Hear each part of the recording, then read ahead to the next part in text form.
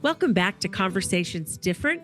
I am here with Max Gomez, and I am really excited to talk to him again. He's had an incredible year. His album came out, and he has been touring nonstop practically. He was at Reunity Resources in Santa Fe just a few weeks ago, and he'll be back, and we'll find out all about that. So welcome, Max. Thank you. I'm so happy to be back. I love talking about New Mexico and all things music, art, maybe some chili talk, some food, and That's right. and some good New Mexico parties. That sounds awesome. The roasters are back. And I got so excited, I forgot to say this is Inez Russell Gomez, and we are here. And I want you to talk about the New Mexico World Tour because that is coming in just a few weeks. And by the time this airs, it'll be right in the middle of it. Yeah, it's kind of just a funny nickname for as much as I play in my home state of New Mexico.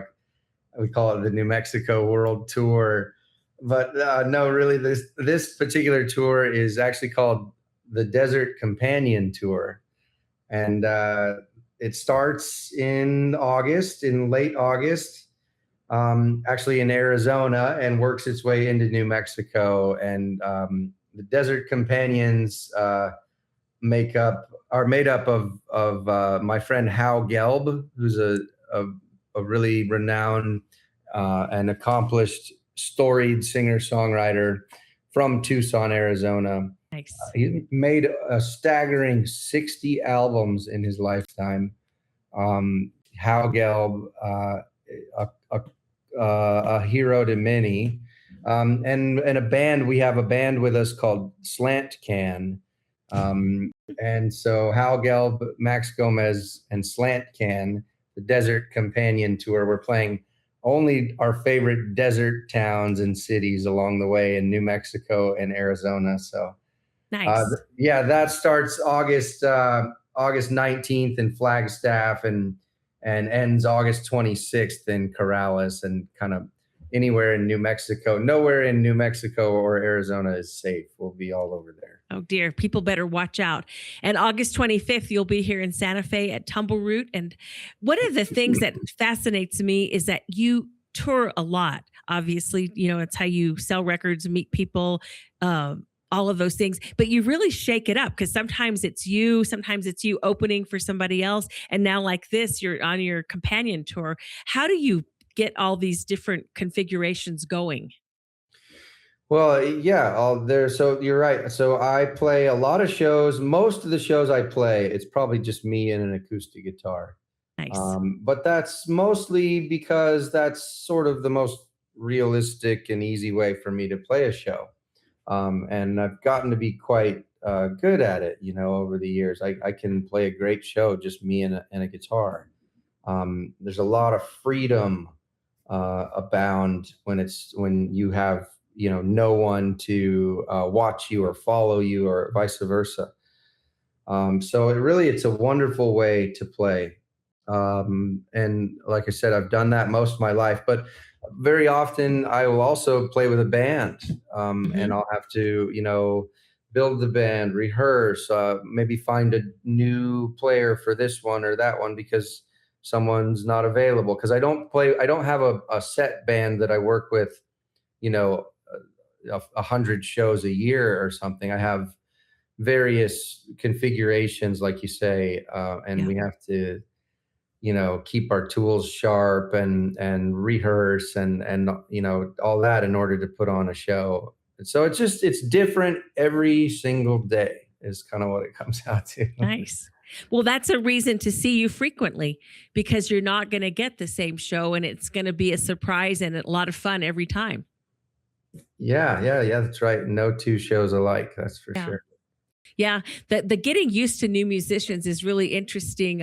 My husband's a lawyer by day, but he's gotten back into music, and their drummer has recently fallen in love and moved away, so he can only play some of the shows with them. And that has been like everyone's very happy for him because he's really happy. But at the same time, getting used to a new drummer is kind of traumatic, you know. So when And you're, you yeah, know, so when you're doing it, at least you're choosing the musicians and it's on purpose. for sure. Yeah, yeah. And oftentimes we'll have a drummer play with us and play really stripped down, as in like just a hand drum with a shaker or Yep. something, as opposed to a big full kit. We're not doing a big stadium rock concert type show basically ever. Although sometimes I'll open for those stadium Yep. rockers just with me and an acoustic guitar. Nice. Oh, man, that must be kind of scary because for one thing, they're waiting for the big guys, and for another thing, it's just you on that stage. And what's the biggest one you've ever done? How many people have been staring at you? Oh, I couldn't tell you, but let's see. Earlier this year, I opened a handful of shows for Styx uh, Ha! in My high Arizona. school years. Yeah, and that was really, then I was just me and acoustic guitar, Nice. and opening for the great rock, the rock band. I mean, gosh, Todd Zuckerman on drums. He must have like 25 drums surrounding him on his riser and a lot of lights flashing. Really amazing show.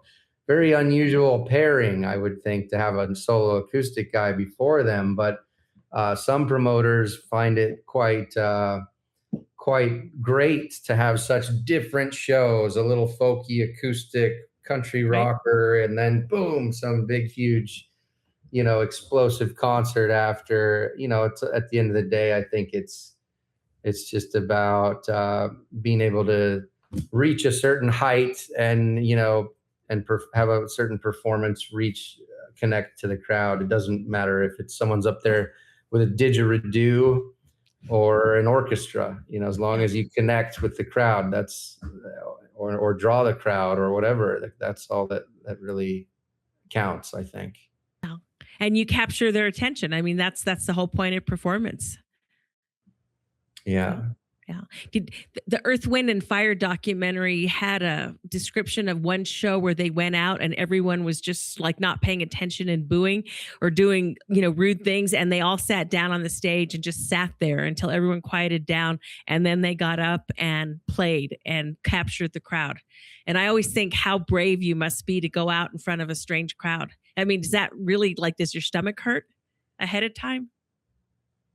Do you get nervous? No, I've learned, how the situations are always different, but there's just some things that you need. You need a lot of things, but that you need a crowd that knows you're going to be there.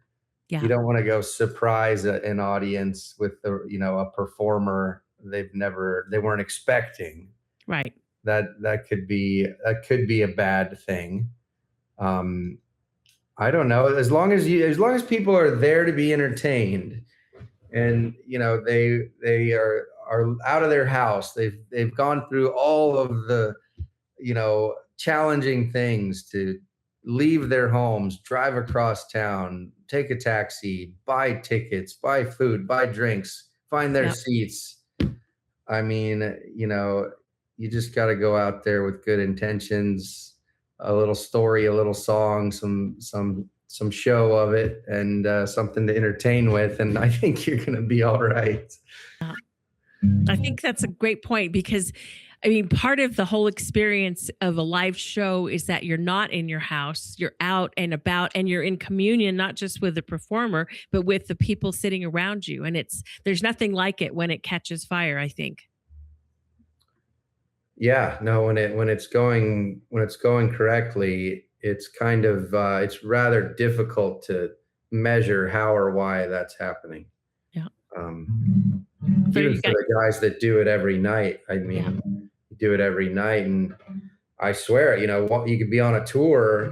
One night you do this order of songs, and you remember even what you said about, the thing in the news or whatever, and it went over so well. And then the very next night in a different city, in a different hall, you think, wow, I'm going to just do that same thing. It worked so well last night.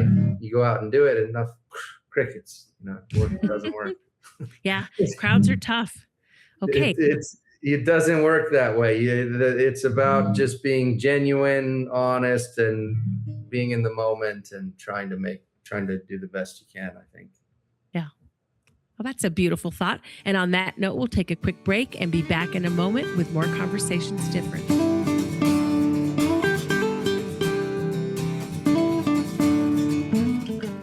We make renewable doable. We're positive energy solar for a cleaner, brighter future for all. Positive energy's the right call. Feel good about your energy bill. Help save the planet too. Your trusted solar company, working hard for you. Generate positive energy. Positive energy solar.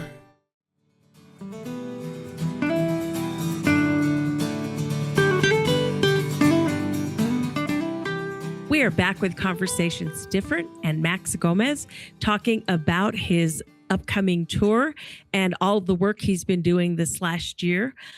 He's sitting there in his place in Los Angeles, and he's got his guitar ready, so you might hear some music, which I think will be a treat. How do you decide when you're doing a tour with a partner like this what you're going to play? Like, how do you do your song list and figure out what's going to go in it? Well, I think the smarter thing to do is to think of the show, I suppose. Try not to be selfish. That's a big step, because it's easy. Oh, I want to do this song, or I want to do that song. No. You got to think of what songs are going to make the show the best show possible. And Okay. let's remember, it's not my show, it's our show. So we've got a lot to consider. I think it's a democracy, really, and we also have to, we have to just think of what will make the best show. A good example would be this is an extreme example I just read about. I don't know if you know, but Vince Gill now plays in the Eagles. Oh, I did not. And, he's sort of, him and Glenn Fry's son have sort of, are doing their best to fill in for the late Glenn Fry. Yeah. And one day, Vince Gill was at sound check playing one of his famous country hits, and Don Henley heard him and walked out there and said, "Hey, what was that?" And Vince said, "Oh, that's one of my songs, that I recorded. I had a hit with it some years ago." And Don said to him, well, can we do that tonight? And Vince said, "Oh, well, with all due respect, Mr. Henley, I'd rather not, because, I think there's going to be a lot of people here are already going to be maybe a little upset that I'm here at all. And for me to do one of my songs, I don't think is appropriate." Poof. So with that idea in mind, that sort of spirit, if you will, I think has to cross over into my Desert Companion tour with Howe Gelb and Slant Can taking place in the last half of August. We have to consider, what the best show will be. I think we should do some desert songs. Right. I think we should do a couple of my songs, some of Howe's songs. We should make up some new songs, things like that, Yeah. And you have to reflect the heat and also maybe try to cool people down, because it's just been awful this summer compared to what we're used to in Santa Fe and in Taos. It's just hot. Yeah. Have you started rehearsing, or are you just putting it together? Where are you at and getting ready? We're kind of just shaping our show virtually.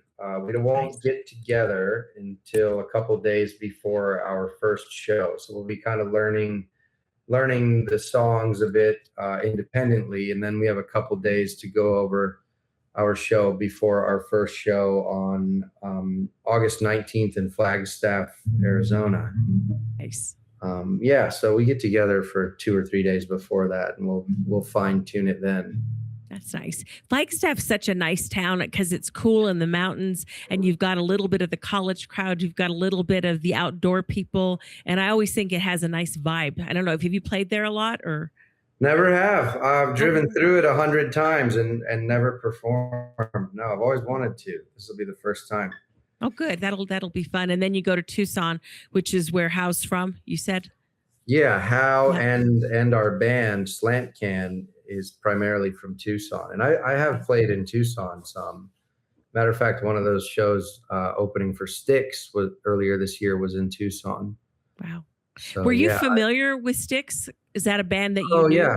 Yeah, definitely. Mostly because for some reason or another, I knew the drummer out here in Los Angeles years ago. We were always at the same social hangs, and actually the very first time I ever played, I couldn't have been 19, and I was playing at a party. I wasn't performing for the party. We were just passing the guitar around, and I was playing. And Todd Zuckerman, who's the drummer for Styx now, I don't think he was the drummer for Styx at the time. He grabbed a book off the shelf and a couple of brushes, jazz wiry, drum brushes. Oh, yeah. And he started to play on the book while I played the guitar. And I was so blown away because up until that point, I had never really played with a drummer, certainly not one at the level Todd was. Yeah. And it really blew my mind how cool and how special it could be to play with a great drummer. And he was one of the first percussionists or drummers I ever played with. And he only played a book with a couple of brushes. Wow. There's something about percussion that can really just make the song richer, and the whole beat goes with it. So, and they can use anything to make noise. So that's one of the interesting parts of their instrument. Yeah. Yeah, it's really special. Well, that's good. Yeah, the Styx was one of those bands that all the cool kids in high school liked. So I had to go buy the record to see if I liked it too. And it was probably not as much fun as punk rock in those days, but I liked it a lot. And when I hear those songs, it's, that's what music does. It takes you back to a place. And when I hear Styx, I am painting signs for football games so that we can hang in the halls to show our school spirit. Because that's what we played. Yeah. Undeniable super rock anthem, rock opera hits. I mean, I'm Sailing Away. Yeah. I mean, great band. I'm sure anyone out there can turn on the classic rock station and wait about 15 or 20 minutes before they hear one of those songs of theirs. That's right. When you play with a group like that, how do you reach their audience? What do you do? I mean, obviously you're yourself and you're true and honest and authentic, but how do you go after them? Well, in those shows, they're kind of bigger and a bit more serious, especially when it comes to the schedules. It's down to the second, not down to the minute. Or certainly not down to the 10 or 20 minute mark like so many concerts can be. So these ones, it was like down to the second. So someone would, make sure you're ready to jump out on the stage, anytime 5 minutes before showtime, right? So you're standing there. So you got to be really strict about time. So there's not a lot of room to meander or get deep into thought for me, just because I'm the support artist on a big concert like that. So I just kind of measure my 40-minute show and decide how many songs I can play. And it's theatrical. It's a lot of moving parts. It's a lot of production. So the key, I think, to your performance there is to leave that. You might have to close your eyes and find your music and and get lost in it and do your best to forget where you are and forget how many people are staring at you or listening to every note or nuance coming from your instrument. It's not about that. It's about sharing with them. I mean, there's nothing you can do other than what you've done all your life. You're not going to do anything different all of a sudden. You just have to, it's like stepping up to swing a golf club. You're not going to all of a sudden be a professional golfer. You're gonna be the golfer you were last time you played. Probably. I don't know. These analogies aren't maybe the best, but you just go up there and do your thing. It's all you can do. I mean, sometimes I would think, oh man, I'm opening for, a blues artist. I better do a blues song. Or I'm opening for a country band. Maybe I should do more country. But the truth is that when I change the set for someone or for some reason or something, it usually backfires. If I keep it the way that I like to have it, it feels best and it resonates throughout the whole venue, That makes sense, because you're being true to yourself and to your musical, muse, so to speak. And I can imagine that for an audience, it's kind of nice to be exposed to something new too, because we don't always want the same thing if we're being entertained. So, who knows how many fans you make because of those performances and how many people go out and listen to your music again.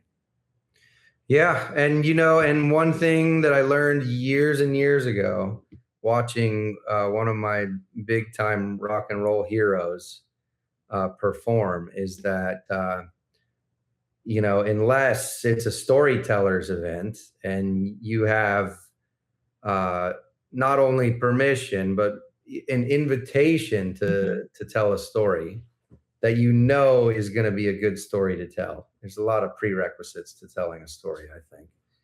When one of those songs ends and the crowd might cheer, you've got a matter of a few seconds to get started on your next one on those big stages. And then the next song. Sense. Start your next song before they stop cheering for the one before. That's a good piece of advice that I think will set you apart from last thing you want to do is mosey around up there and figure out where your car keys are or something. That's not what people are there to watch. Okay, that's good advice. And on that note, we'll take a quick break and be back in a moment with more Conversations Different.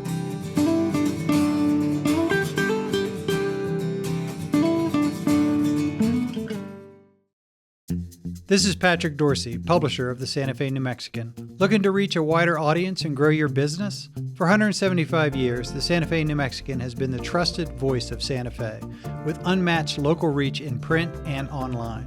In addition to our long-standing, independent, family-owned newspaper, we have a full-fledged marketing team with the expertise to help you succeed in the 21st century. From traditional print to precision-targeted digital advertising, we have the tools to connect you with your ideal customers. Partner with us and see the results for yourself. Advertise with the Santa Fe New Mexican and unlock your business's full potential. Visit us at santafenewmexican.com/advertising or call us at 505-995-3852. Thank you.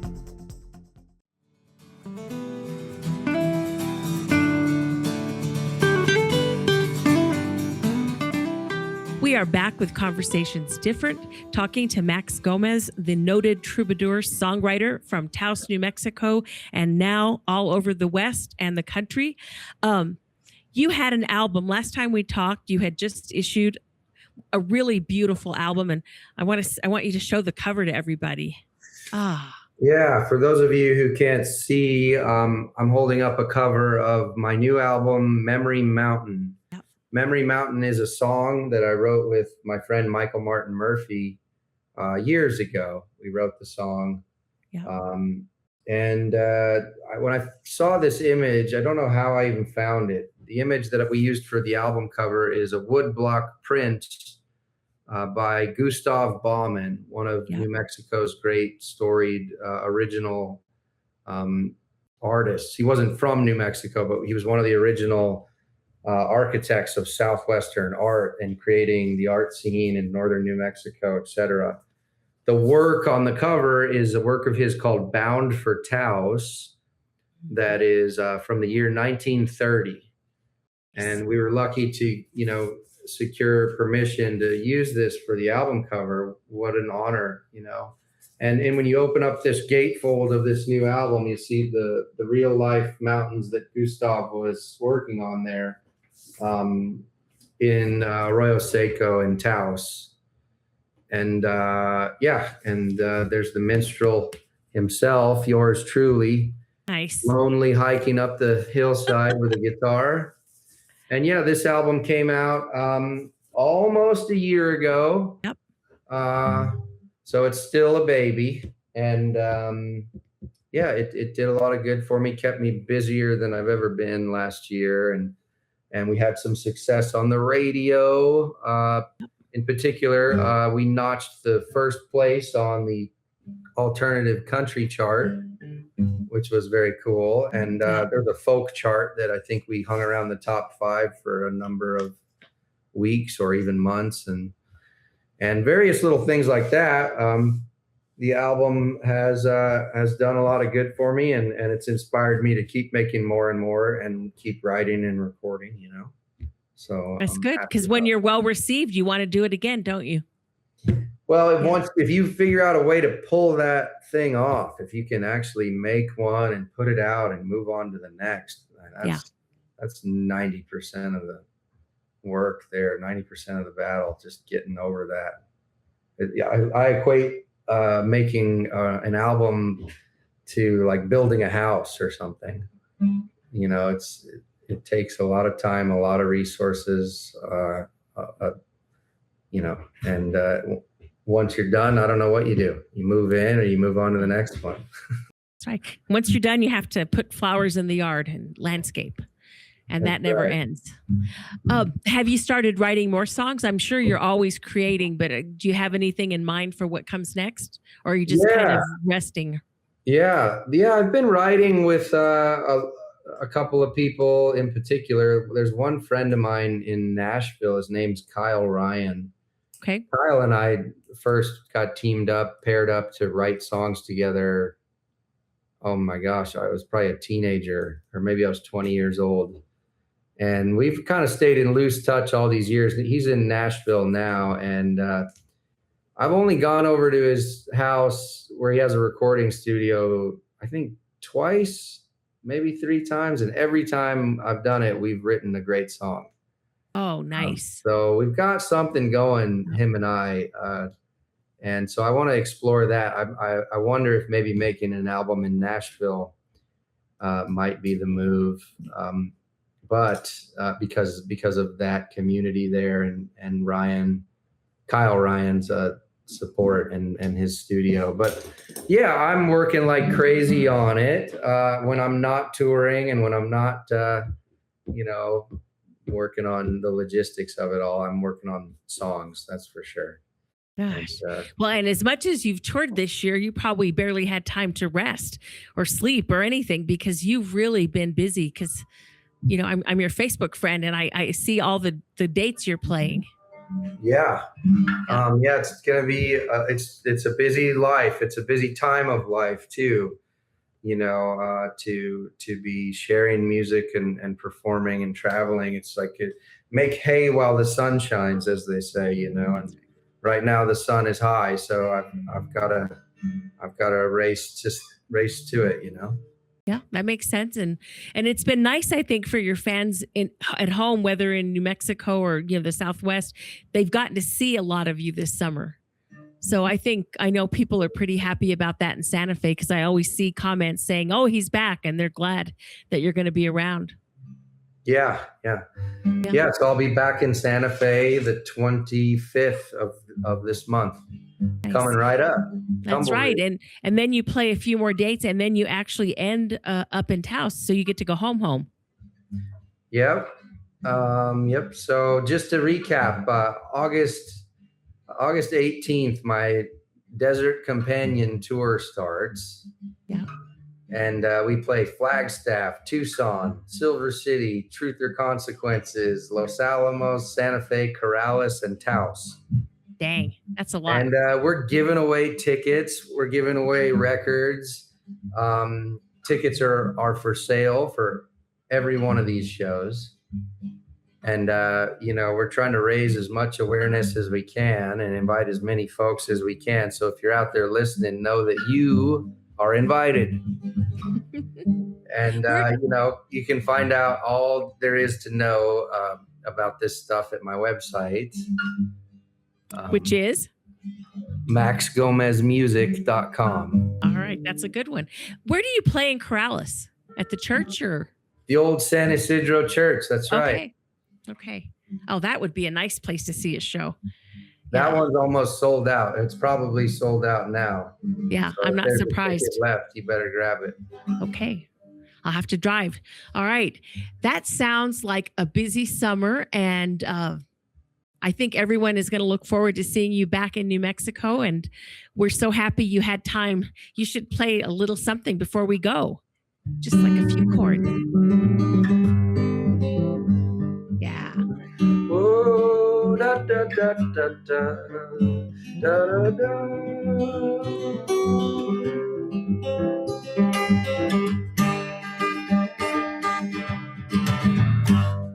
Oh.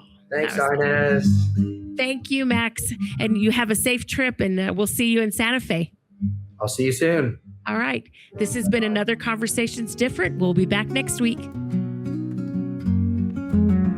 Thank you for listening to Conversations Different, hosted by me, Inez Russell Gomez, editorial page editor for the Santa Fe New Mexican. Our weekly episodes would not be possible without your support. We hope you enjoy them and keep listening. New episodes drop every Tuesday. Consider signing up for our newsletter so you never miss an episode, and while you're at it, consider subscribing to the Santa Fe New Mexican. Our podcast is available by visiting our website, santafenewmexican.com/podcasts, or wherever you get your podcasts. Conversations Different with Inez Russell Gomez is produced by Matt Dalside and Ernesto Cisneros, published by the Santa Fe New Mexican, a local and independent newspaper owned by Robin Martin.